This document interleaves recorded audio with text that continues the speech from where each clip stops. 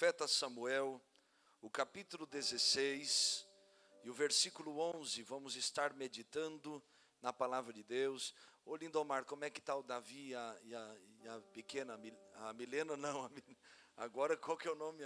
Ana Clara, estão melhores de saúde?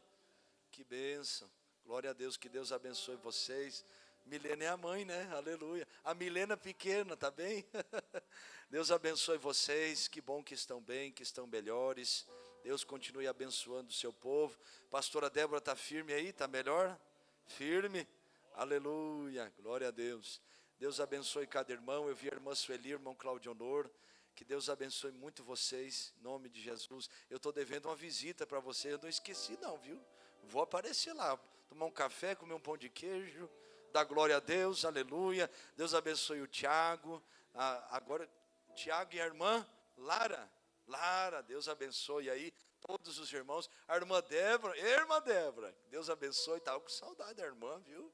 Deus abençoe muito. Deus abençoe os irmãos e irmãs, cada um que está hoje aqui. A irmã Cris que está aí, bênção de Deus, feliz de ver a irmã Cris, o Rodrigo e o Breno, né? Deus abençoe todos os irmãos, em nome de Jesus.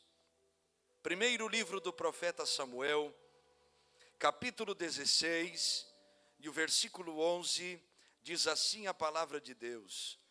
Disse mais Samuel a Jessé: acabaram-se os moços? E disse: ainda falta o menor, que está apacentando as ovelhas. Disse, pois, Samuel a Jessé: manda chamá-lo, porquanto não nos assentaremos até que ele venha aqui. Então mandou chamá-lo e fê-lo entrar, e era ruivo e formoso de semblante e de boa presença. E disse o Senhor: levanta-te e unge-o, porque é este mesmo. Então Samuel tomou o vaso do azeite e ungiu-o no meio de seus irmãos. E desde aquele dia em diante, o Espírito do Senhor se apoderou de Davi. Então Samuel se levantou e voltou a Ramá. Versículo 14. E o Espírito do Senhor se retirou de Saul e atormentava-o um espírito mau da parte do Senhor. Levante a tua mão e diga comigo: Senhor Jesus, fala comigo nesta tarde. Tudo o que preciso, em nome de Jesus. Amém e amém. Tome o teu assento, adorando, glorificando e exaltando ao Senhor.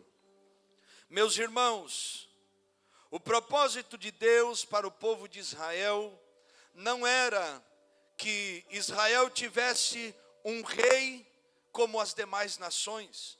O plano de Deus para com Israel era que Deus mesmo tivesse a liberdade de dirigir e governar o seu povo através das suas leis, da sua palavra e dos seus sacerdotes. Mas o povo de Israel, como nós olhando dentro da perspectiva, vamos perceber, era um povo que a Bíblia diz isso diversas vezes, que tinha um coração obstinado, inclinado ao mal. Israel escolhe não ter o Senhor como seu rei, como seu governador, mas escolhe ter um rei como as demais nações. Deus então atende à petição. O profeta Samuel muito se indigna, mas Deus diz a Samuel: eles não estão rejeitando a ti, Samuel, eles estão rejeitando a mim. Eles não estão te rejeitando como homem, mas eles estão rejeitando a mim, que sou o Deus que livrei este povo da mão de Faraó, que guiei eles por 40 anos no deserto e os introduzi, os guiei para que eles pudessem estar na terra onde eles estão. Eles estão negando a mim. Eles se esqueceram que eu fui o pai que pegou eles quando eram apenas uma criança e os criou, e os deu de comer, e os alimentou, e os ensinou tudo o que eles precisariam para viver. Só que eles estão me rejeitando. Deus permite então a escolha de Saul, e o rei Saul é o primeiro rei de Israel. Saul era um homem alto, forte, belo, da tribo de Benjamim. Como nós sabemos, Saul é o primeiro rei de Israel que não obedece ao Senhor da maneira como o Senhor o havia chamado para obedecer. Deus então rejeita Saul, porque não basta ter uma boa aparência e ter nome de rei, se não cumprir o requisito do céu de obediência completa e plena a Deus e a sua vontade. Deus rejeita. E Deus rejeita Saul, e agora fala com Samuel dizendo: eu levantarei um rei, segundo o meu coração, não segundo o que o povo quer, não segundo a aparência do povo, mas eu levantarei um homem segundo o meu coração. E é aqui que Davi começa a aparecer no cenário bíblico. Davi é um jovem, nesta passagem, de aproximadamente 16, 17 anos, dizem alguns estudiosos, mas isso são dados aproximados. Era jovem, e Deus o viu, enquanto ele cuidava das ovelhas de seu pai Jessé. Deus viu Davi e escolheu Davi, quando ninguém queria escolher, ou quando ninguém escolheria Davi, talvez pela idade, talvez pela família, talvez pelas condições, mas Deus não olhou para Davi com uma perspectiva humana. Deus olhou para Davi em uma perspectiva divina e escolheu o coração de Davi. Porque Deus, e o capítulo 16 deste texto que nós lemos vai nos ensinar muito a respeito disso. Deus não escolhe como os homens escolhem. Deus não vê aquilo que os homens veem. Os homens se preocupam com a aparência, Deus se preocupa com a essência. Os homens se preocupam com a performance, Deus se preocupa com o coração. Os homens se preocupam com aquilo que o agrada, Deus busca homens que agradem a Ele. E é o que Deus faz no capítulo 16. Saul rejeitado, Samuel obediente, guiado pelo Espírito Santo, vai até a casa de Jessé, chega na casa. A presença de um profeta naqueles dias era algo muito temido, eles tinham medo, porque eles sabiam que quem estava ali era um homem de Deus, que quando falava o céu abria ou o céu fechava. Por isso a pergunta dos aldeões da cidade, dos anciãos, a Samuel é de paz a tua vinda? Eles dizem: sim, eu vim sacrificar ao Senhor na casa de Jessé, o belemita. E ele chega na casa. Deus começa a dirigir e diz: aqui está o meu rei, mas não diz quem. Os filhos começam a passar, mas quem havia sido escolhido não estava na casa, estava em outro lugar, cuidando das ovelhas. Não estava sentado na mesa do banquete, da refeição, do conforto, do acalento do lar. Não, estava no frio e no calor, calor do dia, frio da noite de Israel. E agora estava fora de casa, trabalhando, cuidando das ovelhas do pai. Samuel olha para os irmãos de Davi e acha que um deles pela aparência, pela formosura, talvez pelo porte físico. Deus repreende o profeta e mais uma vez está revelando: meus olhos não são como os olhos humanos, eu não vejo a aparência, eu quero um homem segundo o meu coração. Davi é chamado, todos passam, Davi é chamado e chega naquele lugar. Enquanto Davi não chega, ninguém se assenta. Enquanto o escolhido de Deus não se aproxima e não recebe a unção, ninguém senta na mesa. Davi chega, jovem, sem aparência, no aspecto de um guerreiro daquela época que era necessário, franzino talvez, mas a unção estava destinada a descer sobre ele. Davi é ungido, o segundo rei de Israel. É interessante nós lembrarmos que Saul vai reinar por muitos anos depois disso, mas a unção estava sobre a vida de Davi. Ele recebe a unção, ele recebe uma promessa que não tinha lógica humana nenhuma dentro do seu contexto de vida. Ele era o filho mais novo que cuidava das ovelhas do pai. Imagine você receber uma promessa de Deus que contraria toda a lógica da sua vida. Eu lembro-me de um dia em que eu estava padecendo muito com Covid e o fígado e os rins foram muito comprometidos, e eu recebo uma ligação de uma irmã, em que Deus começa a usar a irmã, e o diagnóstico que eu tinha não era bom, e Deus começa a usar a irmã para falar que Deus me levaria a muitos lugares, e que muitas pessoas ouviriam a falar do Evangelho de Cristo através da minha vida. E eu pensando, meu Deus, que loucura, e eu aqui lutando para respirar, mal conseguindo falar. Como é que essa promessa chega num momento como esse? Porque a promessa sempre contraria a nossa realidade. A promessa que Deus faz sempre contraria a nossa realidade. Irmãos, olhe para cá. Davi é o menor, Davi não tem aparência, Davi não tem família, Davi não é escolhido pelos homens, mas Davi é escolhido pelo céu. Ele recebe a unção, recebe uma palavra, mesmo que a sua realidade não condizesse com esta palavra, contrariasse esta palavra. E é sobre isso que nós iremos falar nessa noite. Quando a promessa contraria a realidade. Nós devemos entender que tudo que Deus fala para nós, Deus já está no cumprimento. E que toda promessa que recebemos, ela está condicionada a um caminho de fidelidade a Deus. Lembra do que o Senhor, usando o profeta Isaías, diz: se quiserdes e me ouvirdes, comereis o melhor dessa terra. Deus estava fazendo uma promessa, mas a promessa tinha um condicional: se quiserdes e se me ouvirdes. O resultado está garantido, mas vocês têm que querer, e vocês têm que ouvir as minhas palavras.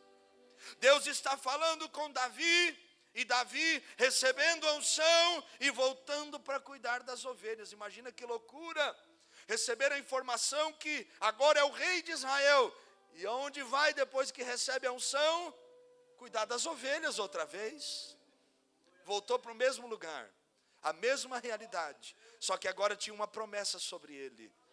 A promessa que Deus faz sempre contraria a nossa realidade. Abraão recebeu uma promessa que seria pai quando era estéril, sua mulher era estéril e os dois já eram de avançada idade. Isaac recebeu uma promessa de frutificar, Gênesis 39, num tempo de fome e onde a terra estava seca, árida. Jacó tem sua história transformada em um momento de medo no Jaboque. Os hebreus receberam uma promessa de terra que mana leite e mel, e onde estavam? Escravizados no Egito. José recebeu uma promessa de Deus que governaria, e foi vendido como escravo, foi acusado injustamente, foi para uma prisão, mas ele viveu a promessa que Deus o fez. E a Bíblia diz que Deus o fez prosperar na terra da sua aflição. Gideão recebeu uma promessa de libertação enquanto estava malhando trigo no lagar, escondido dos inimigos, guardando um pouco de comida para poder dar de comer à sua família.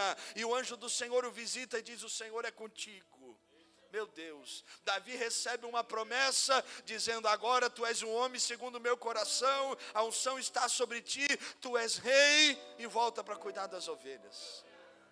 A promessa de Deus sempre contraria a lógica. A promessa de Deus sempre contraria a realidade. Só que nós temos que entender, Deus está falando conosco, mas Ele já está vendo o amanhã. Ele está aqui no cumprimento dela, está no processo conosco, mas já está lá depois, vendo o cumprimento desta promessa. Cabe a nós tomarmos decisões corretas para que a promessa que foi recebida se converta em uma realidade na nossa história. Olhe para cá, Deus não nos chamou para recebermos promessas somente. Deus nos chamou para vivermos o cumprimento da promessa. Deus não disse que salvaria a tua casa e se esqueceu disso, não. Ele te chamou para que você pudesse viver o cumprimento da palavra que Ele liberou sobre a tua vida. Deus não disse que te levantaria como um instrumento dele, para ser um vaso nas mãos dele somente. Não, o desejo de Deus é que você seja o vaso que ele chamou, que você se torne aquilo que ele está dizendo. O problema é quando nós olhamos mais para o cenário do que para a promessa. O problema é quando nós temos uma fé lógica e não entendemos que o que Deus fala vai contrariar. Eu lembro quando Deus usou alguém para falar comigo quando eu tinha 14 anos de idade, lá no interior do Rio Grande do Sul, 6.000 habitantes na cidade, todo mundo era primo, irmão. Todo mundo era primo na cidade, todo mundo se conhecia. E Deus falou que ia ser um pastor. Irmão, pensa numa loucura, irmão. O piorzinho que tinha. Família daquele jeito. Minha mãe, vários casamentos. Meu pai no mundo das drogas, vários casamentos. As palavras que nós ouvíamos eram: vão ser drogado e perdido que nem o pai. Vai ser mais um bêbado na família. A palavra que nós ouvíamos, meu irmão e eu. Só que havia uma promessa de Deus. A promessa contraria a realidade. Quando Deus toma Ezequiel e o leva em Ezequiel capítulo 37 ao vale de ossos secos, eu lhe pergunto: como estava o vale? Terrivelmente destruído. Os ossos não estavam secos, a Bíblia diz que eles estavam sequíssimos. O cenário era de horror, um filme de terror. Só que havia uma promessa sobre o vale. Deus te trouxe aqui nessa noite, meu irmão, para te dizer que a sua circunstância não tem poder sobre a palavra de Deus. Que o que você está vivendo somente é um processo de algo que quer te levar a um cumprimento da palavra que Deus já liberou sobre ti e sobre os teus. E eu sinto a graça de Deus aqui. Amaragasobiacamai. Sobre nós, porque Deus está falando com corações. Não condicione minha palavra dentro da tua realidade. A minha palavra tem poder de transformar a tua realidade. Quem crê nisso, dê glória a Deus e adore a Ele. Então, o que devemos fazer, meus irmãos, quando a promessa contraria a nossa realidade? Que devemos fazer? Que decisões temos que tomar? Que atitudes devemos ter diante de um cenário tão ilógico, tão difícil, tão irracional, onde você faz as contas não fecham, mas Deus disse que vai fazer. Onde você olha querendo buscar uma saída, não tem saída, mas Deus diz: eu faço o que eu quero, abro porta onde não tem. Quando você está diante de um diagnóstico sem cura, o que devemos fazer?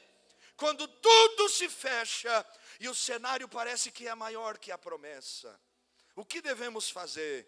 Em primeiro lugar, não podemos tomar decisões fundamentadas na nossa realidade. Não podemos deixar que a realidade vença a palavra que Deus liberou. Não podemos deixar que a nossa fé seja vencida pelo momento da nossa história. É só um momento. Lembra da mensagem de domingo passado, na noite mais escura? Salmo 30, verso 5, a segunda parte diz o quê? O choro dura uma noite, mas a alegria ela vem ao amanhecer. A noite é dura, o processo ele é difícil, mas tem um amanhecer que vem. E você não desistindo viverá o amanhecer.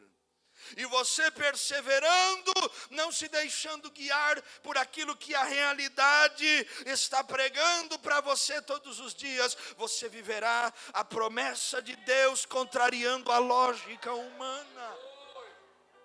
Não podemos tomar decisões segundo nossa realidade. Davi tem um desafio, o desafio de não se deixar levar pelo desejo de ver a promessa cumprida, ao ponto de se frustrar pela realidade que vivia. Às vezes nós lemos a Bíblia e achamos que tudo aconteceu da noite para o dia, mas Davi vai ser rei anos depois. Aproximadamente 12, 13 anos, alguns dizem até 15 anos depois. 15 anos não são 15 dias. 15 anos não são 15 horas. Davi tem que suportar o processo. Davi vai ser perseguido, Davi vai lutar com um urso e leão bem no começo, mas Davi, sendo o homem que Deus chamou, ainda tem um caminho muito árduo para seguir. Porque Davi só vai ser rei, pelo menos em Hebrom, quando tem 30 anos de idade. Ali ele era jovem, a promessa ainda iria se cumprir. As coisas iriam mudar, mas depois. A realidade de Davi era uma realidade de perseguição. Perseguição dentro de casa, perseguição pelos soldados do rei, perseguição pelo próprio rei, perseguição do seu povo, abandono do seu povo. Ele foge para a terra dos filisteus para poder preservar a sua vida e dos homens que estavam com ele. Mas ele tem uma promessa.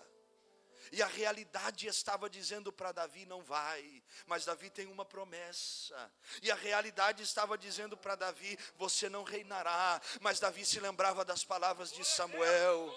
Eu escolhi um homem segundo o meu coração.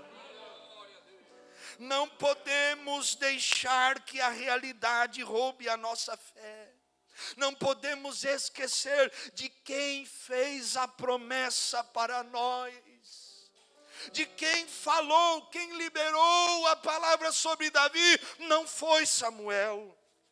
Quem disse que transformaria a história de Davi não foi Samuel. Samuel é um instrumento, mas quem disse foi Deus. Não podemos esquecer da palavra que recebemos. Deus está nos chamando para que a nossa fé vença a lógica. Deus disse que salvaria minha casa, mas foram 14 anos depois de oração. Quanto tempo você está lutando? E a realidade tem tentado roubar a tua fé. E os anos têm cansado você, ao ponto de te fazer olhar para trás e dizer, parece que não vai mais. Deus está te dizendo, a realidade não tem poder se você continuar crendo. A realidade não subsistirá, a palavra que Deus tem, se você ter esta palavra viva dentro do teu coração. Números capítulo 23, o versículo 19, olha o que a Bíblia diz, que Deus não é homem para que minta, e nem filho do homem para que se arrependa. Porventura, tendo ele prometido, não o fará, ou tendo ele falado, não o cumprirá. Hebreus 10, 23, a Bíblia diz, guardemos firme a confissão da esperança, sem vacilar, pois quem fez a promessa é fiel. Deus disse, eu creio, e isso me basta. Deus prometeu, Ele vai cumprir. Ele vai fazer. Qual é o desafio? Suportar um pouquinho mais, balançar, mas não caia em nome de Jesus, mas não se render. Se dobra na presença de Deus e diz, a realidade parece que vai me matar, mas eu creio na tua palavra. Deus é especialista em trabalhar conosco e prova a nossa fé. Nos ensina a ser fiéis a Ele, não pelo que Ele faz, mas por quem Ele é. Deus nos prova. Nós não podemos deixar que a lógica vença a fé. A fé nos faz vencer o mundo.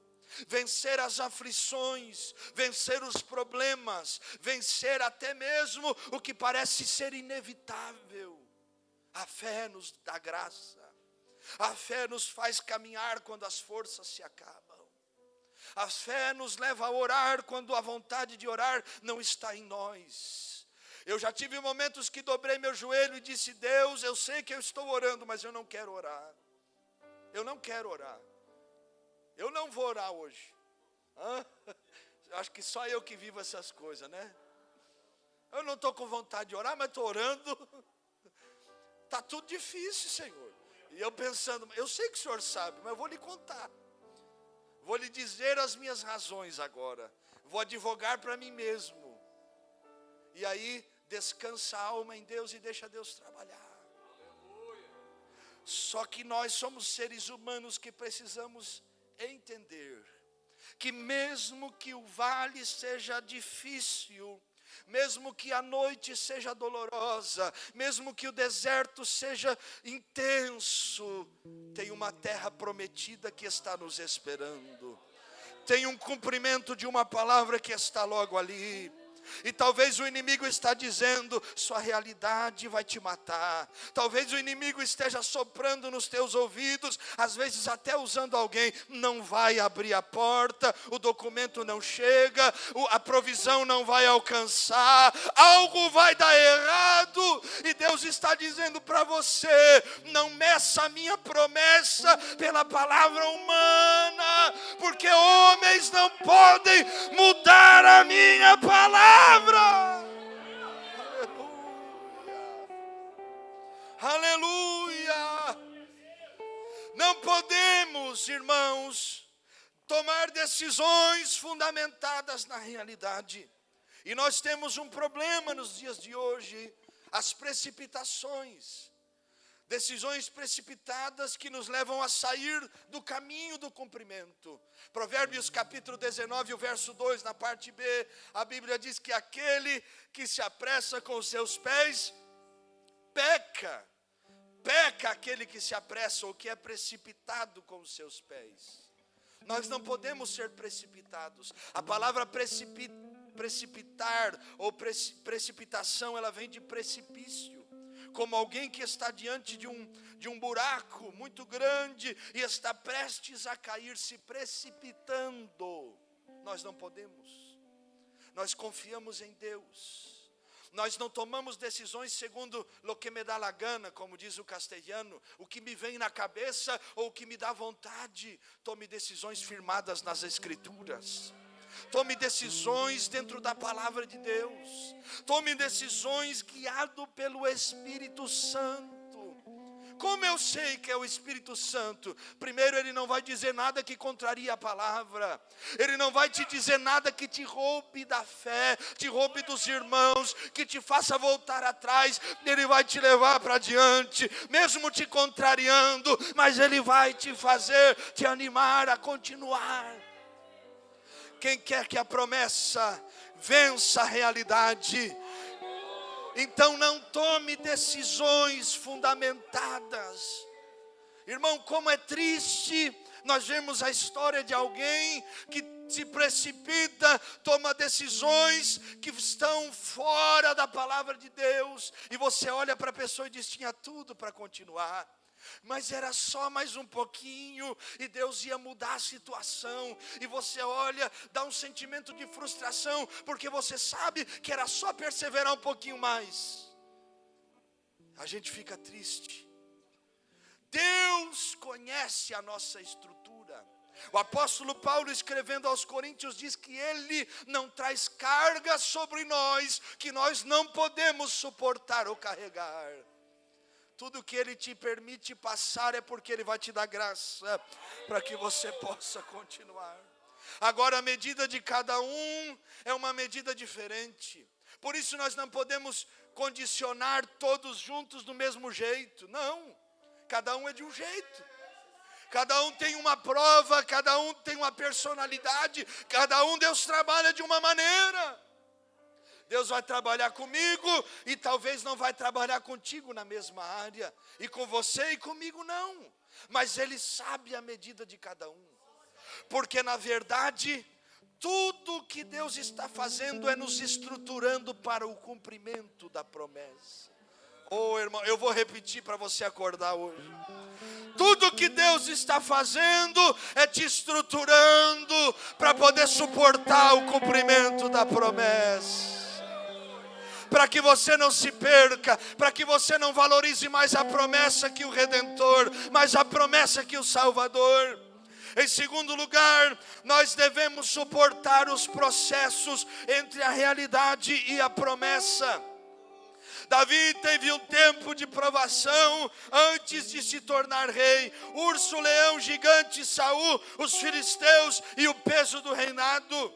Afronta de ser dos seus irmãos, ser desacreditado pela família, ter que deixar a esposa para salvar a sua vida e ela ser dada a outro, esconder-se em uma caverna, fugir do seu próprio povo. Davi tem um processo, as coisas não são da noite para o dia.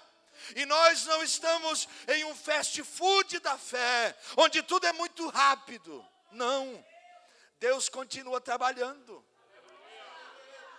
Eu li algo essa semana que dizia mais ou menos assim: Deus não é teólogo, irmão, Deus é pedagógico. Deus trabalha com seu povo. Agora eu lhe pergunto, quer viver a promessa de Deus verdadeiramente? Está disposto a suportar o processo? Eu lembro-me do testemunho do bispo T.D. Jakes dos Estados Unidos, um homem muito usado por Deus.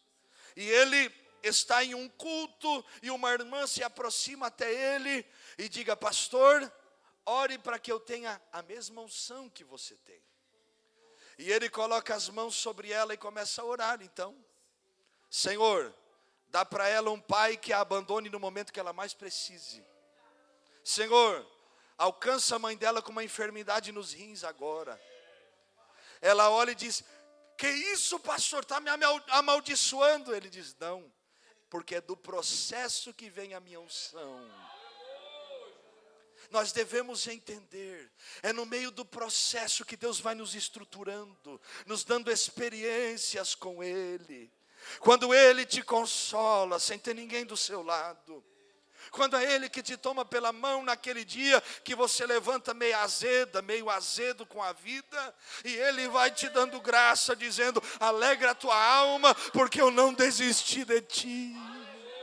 Quando é Ele que vai te capacitando mesmo no meio dos ursos, dos leões, dos gigantes, dos Golias, dos Saúls, dos falsos irmãos, dos inimigos, de perto ou de longe, quando é Ele que te dá graça. O que nós chamamos de sofrimento, Deus está chamando de estruturação. O que nós chamamos de dores, Deus chama de preparo. Quem não suar no treinamento, vai sangrar no meio da batalha. Deus chamou você para viver a promessa, mas você precisa ter estrutura para vivê-la. Ainda quer viver o cumprimento? Quem quer? A maneira como reagimos no meio dos processos definirá quanto tempo permaneceremos nele. Números 14, Israel tem uma promessa que contrariava a sua realidade. Deus disse: eu tenho uma terra prometida e eles estão no deserto, mas os seus 40 dias de rebeldia tardaram a promessa que Deus tinha sobre eles. Cuidado. Quem está no meio de um processo e não reage de maneira que agrada a Deus, retarda a promessa, atrasa o cumprimento. Irmãos, Deus não deve nada para ninguém, Deus é justo. E quem sofre as consequências das nossas rebeliões? Nós mesmos. Gálatas 6:7, o que a Bíblia diz? De tudo que o homem semear, isso também ceifará. Quantos dias de rebelião Israel teve? 40. E Deus vem e diz: para cada dia agora 1 ano, Israel. Até que toda a geração incrédula que viveu pela realidade e não creu na promessa, morra no processo, porque é no processo que eu levanto quem vai viver o cumprimento da promessa.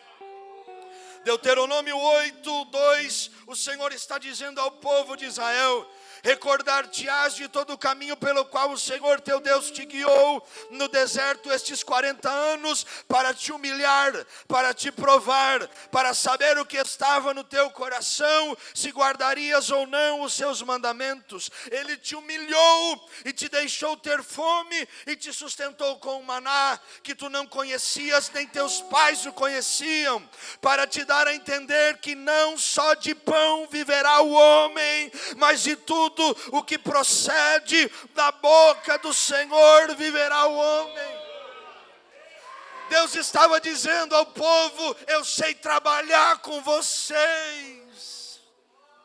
E eu lhe pergunto: Deus pode trabalhar contigo?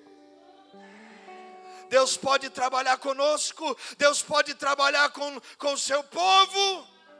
Ou nós vamos fazer como o povo de Israel, atrasar a promessa? Irmãos, o que tem de gente aqui que já era para viver a promessa de Deus e ainda não está vivendo, porque está atrasando a promessa de Deus? O que tem de pessoas no nosso meio que já eram para estar voando nas asas do Espírito Santo e ainda não estão, porque estão lutando contra Deus? Deus amassando o vaso e pergunta: por que, Jesus? Deus trabalhando e dizendo: mas o irmão está me perseguindo. E a gente perde tempo agora com quem persegue a gente. A melhor resposta é continuar fazendo o que Deus nos chamou. A melhor resposta é continuar perseverando, continuar sabendo que não dependo dos homens e nem da aprovação deles. É Deus, é Deus, é Deus que muda o quadro da nossa história. Este processo é para te fortalecer e te levar a você e a mim a uma vida de dependência. Jeremias 29:11, o Senhor está dizendo: sou eu que sei o pensamento que tenho a vosso respeito, diz o Senhor, pensamentos de paz e não de mal, para vos dar o fim que desejais. Deus estava dizendo ao povo: está doendo, mas sou eu que estou trabalhando. Eu não quero mal de vocês, eu sou pai, e pai, para ver o filho bem, corrige o filho. Eu não vou aguentar. Quem quer ser corrigido por Deus? Tem gente que foge, irmão Cosmo. Tem gente que foge das mãos de Deus, está aqui nem Jonas, corre daqui, muda de 15 igrejas no ano, congrega aqui, daqui a pouco congrega lá, vem para cá, meu Deus do céu. Eu conheci pessoas que deram conta de congregar em todas as igrejas da cidade de Oviedo. Eu disse: irmão, tu já congregou em algum lugar? Eu digo: já, pastor. Me congreguei em tal igreja, e lá outra, e tal. Eu digo: misericórdia, lá vem pedrada. Porque muda de igreja, porque não entende que tem coisa que é Deus. E vai fugir aqui, vai pegar lá na frente. Deixa Deus trabalhar. Quem aqui vai na academia, no ginásio? Deixa eu baixar minha mão, né? Quem aqui vai na academia? Dê glória a Deus. Só os saudáveis digam amém. Quem aqui faz exercício, então? Aí eu vou levantar a mão. Levantamento de garfo, quem faz? Ô glória! Mas não começa a exercitar, o corpo não começa a doer. Para que o músculo cresça, para que você tenha mais força, não traz desconforto. Deus trabalha assim. Às vezes, pastor Gerli, para nos fazer mais forte, traz desconforto para nós. Atos capítulo 8, Deus quer dar crescimento na igreja. O que ele faz? Manda uma perseguição. Vocês estão muito bem em Jerusalém, eu vou tirar vocês daí, receba. O que nós chamamos de desconforto, Deus chama de preparo. É no meio do processo que nós seremos provados. É no meio do processo que nossas decisões nos levarão a viver o propósito ou viver a vida pensando como seria se eu estivesse perseverando na presença de Deus. É no meio do propósito que os inimigos se levantarão para roubar o nosso foco e nos fazer parar. Não foi quando os muros acabaram que Neemias ouviu os inimigos tentando dissuadi-lo a descer da obra e paralisar o projeto. Não, foi na metade do muro, quando todos estavam empenhados. Por diversas vezes eles enviaram um convite dizendo: vem tomar um café com a gente, Neemias. E eles queriam, na verdade, era matar Neemias. É no meio do processo em que nós seremos provados, que seremos abandonados pelos amigos, desacreditados até mesmo pelas pessoas mais próximas a nós. É no meio do processo, quando você está crendo em coisas que não aconteceram, como se já estivessem acontecendo, e as pessoas estão medindo você pela realidade, mas você está crendo na palavra que Deus liberou. É ali em que nós seremos provados ao extremo, para que suportemos o peso daquilo que virá. O projeto de Deus está logo ali. Na verdade, eu creio que o projeto de Deus somos nós. E Ele vai trabalhando conosco e nos formando para que possamos suportar o peso do cumprimento da palavra. Quantas pessoas se perderam quando Deus trouxe o cumprimento? Já viu? O obreiro está lá, pouca gente, Deus começa a abençoar, a igreja enche, o coração se envaidece. Fui eu que fiz. Foi a força do meu braço. Peraí, fui eu que fiz a igreja crescer. Não fez, irmão, fez não. Foi não. Quem fez? Jesus, irmão. Mas não. E nós perdemos Deus porque achamos que quem tem poder de fazer a obra é Deus. Ele que faz através de nós, Ele que traz o cumprimento. Só que nossas decisões podem nos roubar do cumprimento da palavra. E talvez você entrou aqui hoje dizendo: Jesus, mais uma semana, parece que a porta vai abrir, mas não abriu. Parece que vai acontecer e não aconteceu. E Deus está falando conosco: deixa eu trabalhar para te dar estrutura. Deixa eu trabalhar para que você não esqueça de mim quando tudo começar a melhorar. Deixa eu trabalhar para eu te dar força, para você suportar o peso do cumprimento desta palavra. Tudo começa a ser estreito, mas Deus, Ele nos dá a graça. Davi não deixa de ser provado quando se torna rei, mas ele vive o cumprimento desta palavra. Se nós entendermos que não podemos tomar decisões fundamentadas na nossa realidade, se nós entendermos que devemos suportar os processos entre a realidade e a promessa, então nós viveremos a promessa de Deus na nossa história. Irmãos, imagine Davi no dia da sua coroação. Se coloque lá, use a imaginação agora. Imagine Davi no dia da coroação. 15 anos depois, 13 anos depois, muito tempo depois, ele recebendo a coroa de rei em Hebrom, que ele reina 7 anos e meio, e depois ele é coroado rei em todo Israel. Davi recebendo o peso da coroa na sua cabeça, mas lembrando das palavras de Saul, dentro da casa do seu pai, quando ele ainda era um adolescente, um jovem, dizendo que Deus o havia chamado não pela aparência, mas pelo coração. Imagine Davi fazendo uma retrospectiva agora de tantos anos que sofreu, que teve que se fazer de doido na terra dos filisteus para não morrer. Todo o processo, Davi se lembrando de como Deus trabalhou, quantos amigos foram perdidos, quantos familiares morreram, quantas pessoas queridas foram perdidas. Davi agora lembrando de tudo aquilo, mas sabendo, Deus é fiel. Deus cumpre a sua promessa. Os homens tentam impedir, mas Deus não erra. Deus não errou o teu endereço, Deus não errou o teu nome, Deus não errou tua família, Ele te chamou. E agora Davi, diante de um povo, tomando decisões de levar o povo para mais perto de Deus. Não é à toa que Davi é o rei mais amado da história de Israel. Davi saiu do pasto e depois do seu processo foi para o palácio. Abraão obedeceu a Deus no seu processo e se tornou pai de multidões. Israel viveu provisões no deserto e foi provado, mas entrou em Canaã. José suportou 13 anos de injustiças, de ser vendido injustiçado, mas se tornou o governador do Egito, e viu o seu pai, a sua mãe e os seus 11 irmãos de joelhos dobrados diante dele, toda a sua família, conforme a visão, o sonho que Deus havia dado a ele 13 anos antes.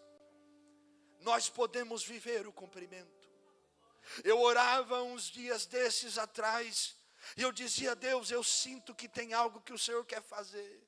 Promessas que foram liberadas sobre esta igreja, sobre as nossas vidas. E eu orava ao Senhor e eu dizia: eu não quero viver ouvindo sobre as promessas e não viver o resultado delas.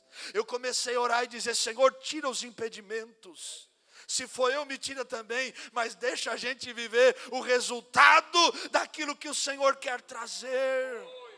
Porque não podemos saber que Deus faz e não viver aquilo que Deus faz. Não podemos saber que Deus opera, mas não vivermos o resultado da operação do Espírito de Deus. Por isso, lute, vença o processo, suporta um pouco mais. Deuteronômio 31:6, a Bíblia diz: sede fortes e corajosos, não os temais, nem vos atemorizeis diante deles, porque o Senhor vosso Deus é quem vai convosco. Paulo, Filipenses 4:13, ele faz uma declaração muito importante sobre isso. Ele está olhando para a vida e olhando para os tantos processos que ele viveu, e ele está dizendo: eu posso todas as coisas em Cristo que me fortalece. Lute, não pare de crer, não abandone a palavra que Deus liberou sobre a tua vida e a tua casa, porque você viverá a promessa de Deus e a realidade será tomada pelo poder da palavra que Deus liberou.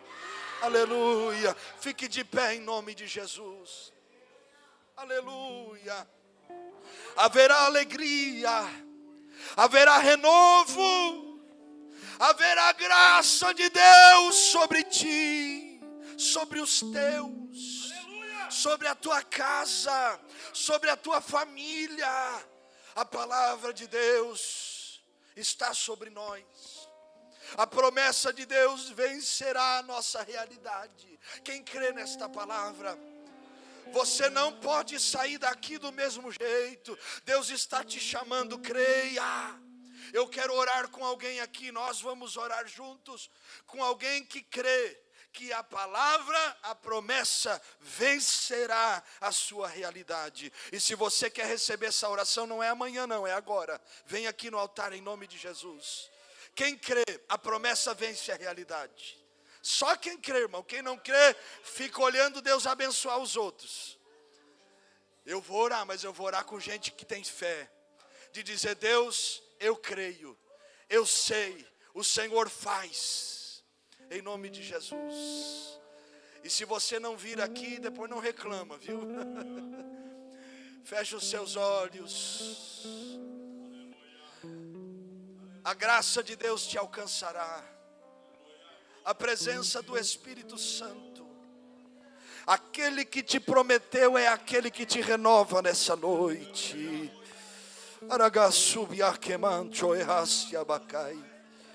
A palavra que Deus liberou é a palavra que te renova. Levante a tua mão e fale com Deus. Seja sincero com Ele agora. Há uma palavra de Deus sobre nós. Nós viveremos o cumprimento daquilo que Deus falou. Em o nome de Jesus. Erekemashia hadaya subia kamai. Berakamantu iva subia kemai. Irio samanto eva keresai. Araketu ya seflobekaite. E que manto e rasubia camai. Levante a tua mão, nós vamos adorar a Deus juntos. E vamos orar em nome de Jesus. Único. Em nome de Jesus, levante a tua mão e fale com Deus. Você que está aí atrás, fale com Deus. Aqui na igreja, fale com Deus agora. Você que está em casa, fale com Deus. Peça a graça de Deus, Ele está aqui para falar conosco. Eu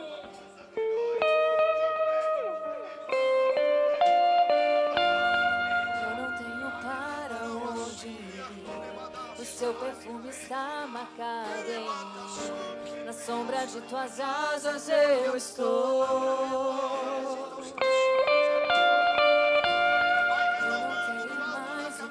Fazer. Sem tua presença no seu lugar, não existe nada além de ti.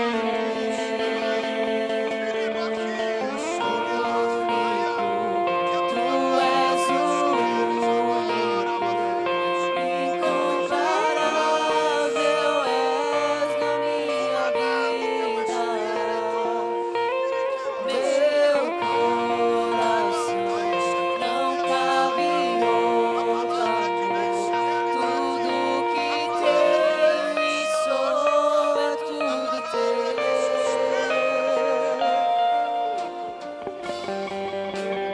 Para onde Levante a tua mão e adore a Deus.